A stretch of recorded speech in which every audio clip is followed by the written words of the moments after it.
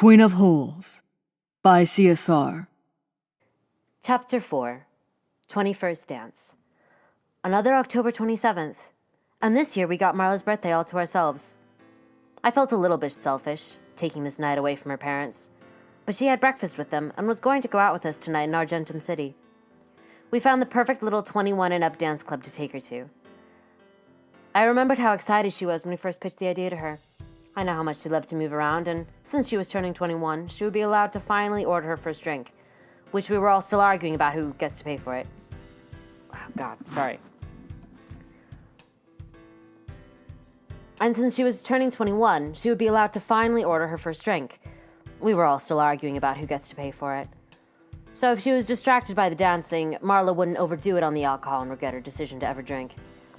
Fafalor kept arguing that we should have gotten her wasted. There was no way in Boulder's Pit that I was letting anyone do that to Marla on her first drinking experience. I was excited to see what Marla was going to wear. Apparently, she was going to go all out with her outfit tonight. So I decided that I should wear something relatively nice too, but subtle enough not to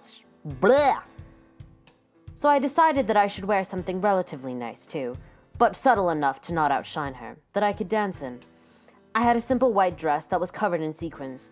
As all my dresses do, it had slits down both sides and went down to my bare feet. I straightened out my hair a bit just so it wouldn't tangle too much. After getting ready, I went over to Lewin's humble little home, since we agreed we'd all meet there first. Of course, I was welcomed very quickly. Lewin hadn't worn much of a different outfit from usual, except it was all shiny, probably from sequins as well. It seemed Jarvis was taking a while, so I went in to check on him. I went into Jarvis's room, only to find him standing in front of the mirror, examining himself closely, doing subtle dance movements, and snapping a tune with his fingers as he hummed. Now, in all the years I had known Jarvis, he'd always showed contempt for singing and dancing, and that wasn't all that was unusual. The way he was dressed and looked was rather a big change for him. In fact, Jarvis was wearing a slicked-back, black-haired wig and drew eyebrows onto his face. His suit was all black. He was wearing a waist jacket instead of the usual full-length trench coat, and a black tie had replaced his colorful cravat. I'm just going to say that line again. His suit was all black. He was wearing a waist jacket instead of the usual floor-length trench coat, and a black tie had replaced his colorful cravat. He was also wearing white and black tap shoes. The one thing about his outfit that was usual for him were those stupid, tiny, tinted glasses. The only thing about his outfit that was usual for him were those stupid, tiny, tinted glasses. He hadn't noticed me at first, but then he caught a glimpse of me in the reflection of his mirror, so I slinked back a little bit, since he seemed so surprised, and I didn't have a clue what to do.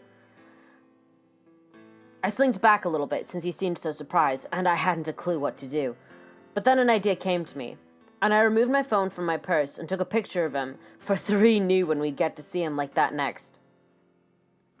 I dashed off quickly as I called out to Lewin and anyone else in the house. "Guys, Jarvis is wearing a wig and something so you can see his legs."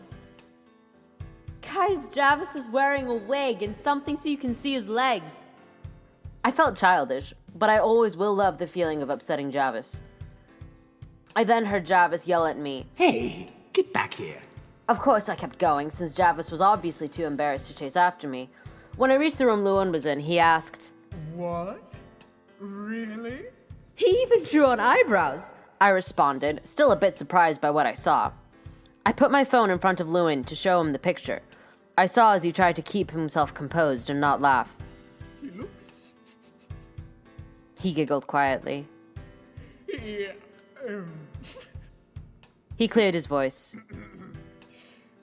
he seems rather snazzy.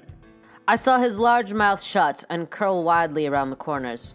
He looks really good." He giggled internally, causing him to let out a snort. He then called out, his voice cracking to a higher pitch than usual.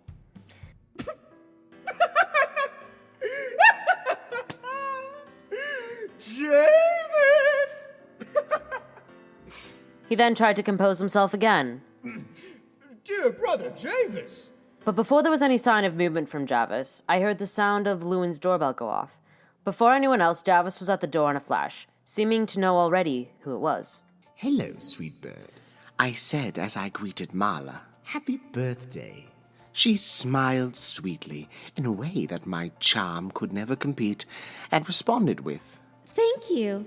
I extended my elbow to her as I asked, Mind if I escort you, birthday girl? How sweet of you, Jarvis. She linked her arm around mine. You look dashing, by the way. My sweet bird said in utmost sincerity. So do you, my little sweet bird. Which in all honesty was true. There seemed to be this new fashion in dresses called high-lows, where the skirt was longer in the back than it was in the front. Marla's dress was an ivory high-low, where the back was so long it dragged a little on the floor behind her. The top of her dress had no sleeves and was embroidered with fancy silver designs on the ivory lace. The belt-like part of the dress was a pale salmon that complemented her flushed cheeks.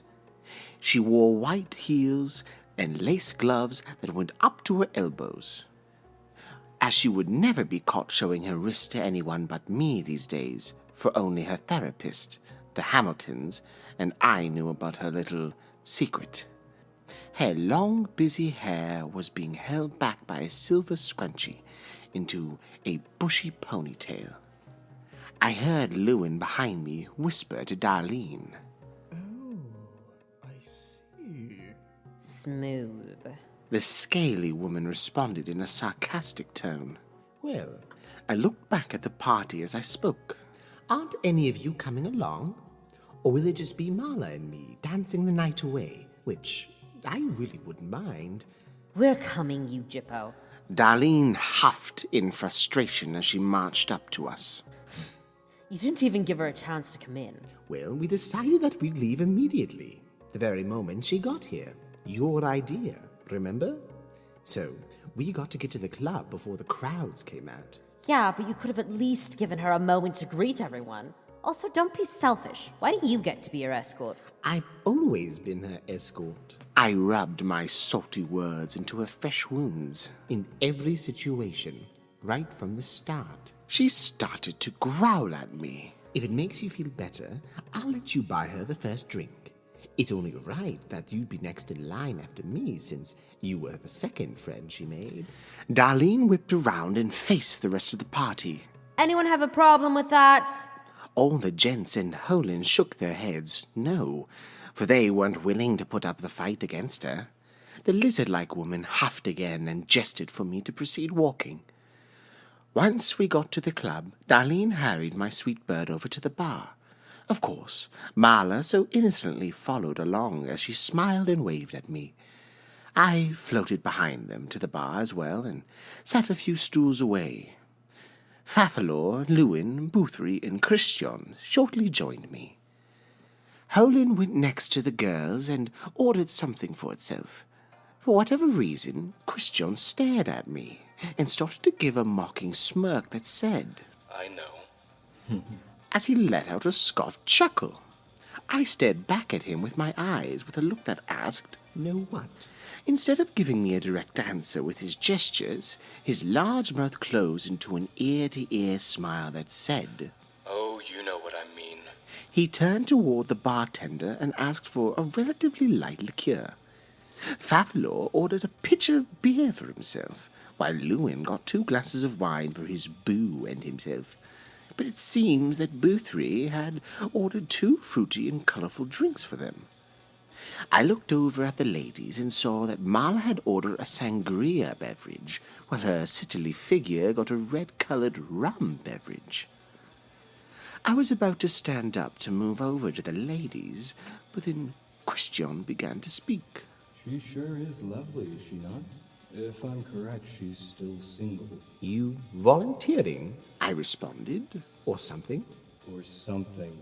I'm very much aware there's a rather strange gap of species and age between us. Unlike some.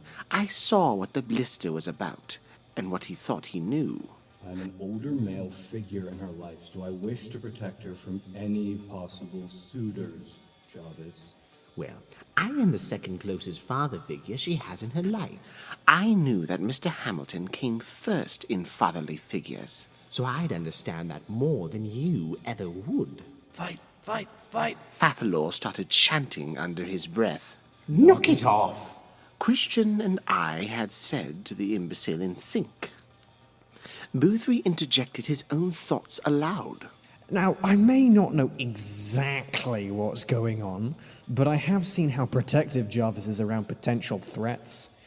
When we first met and he didn't know my sexuality, he clung to it in a way that spoke, "This girl is under my protection and very precious to me. Touch her and die." I can't believe he used the word cling about me. Jarvis is a clingy boyfriend and a pedophile. This time, Lewin frantically responded in anger. Hush you! Javis is neither. Javis can't stand children, or at least for long amounts of time.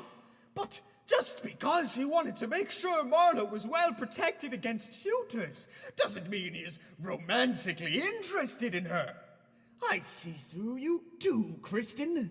I'd do the same for Marla. I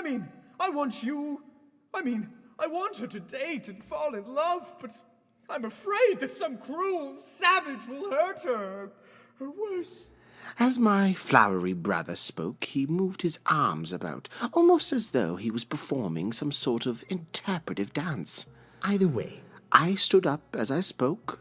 I am going to remain sober tonight to keep an eye on my sweet bird. As well, I am going to give her the first dance as an adult. If you all don't mind. I floated off into Marla's direction. She was close to finishing her drink. Wow, Jarvis. Darlene began in a rather light-hearted tone. I know you said I could buy her the first drink, but I didn't think you all were going to let me have her to myself for all of it. Not that I'm complaining at all. I could hear the smile in her voice, and I didn't feel like turning it the other way by saying I had planned to approach earlier, but was stopped by my speculations that I had perverse alternative motives for the girl that we were celebrating. Care to dance, sweet bird? Marla placed her glass on the counter and stood as she answered. I'd love to. We got into the dancing very intently, which wasn't hard for me, as it usually was since my partner was such a beauty and had enough cheer for the both of us. At some point, my wig flew off my head. I was about to dash off to get it back, but my sweet bird spun me back into her arms as though she was some suave gentleman and I, her lady. And she said to forget about it. This was all that we needed.